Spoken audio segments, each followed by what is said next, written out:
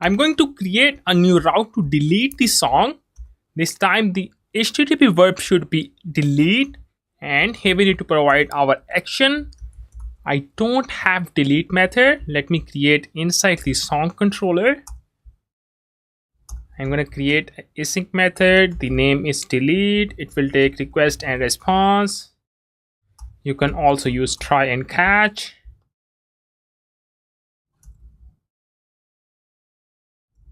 Let me find the ID. I'm going to use destructuring to get the ID from the request params.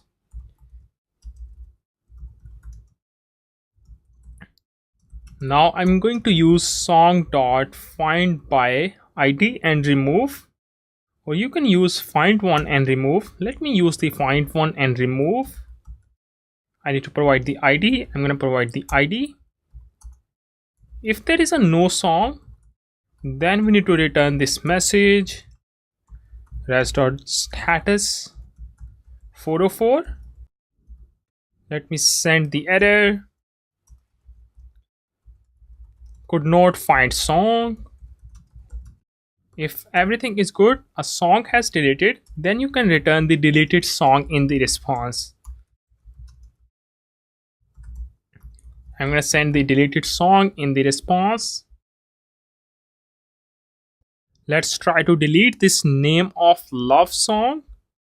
We must need to send the delete request, and here I need to specify the ID. Let me send the delete request. Cool, our song has deleted. Let's try to delete the same song again. You will get the message could not find song.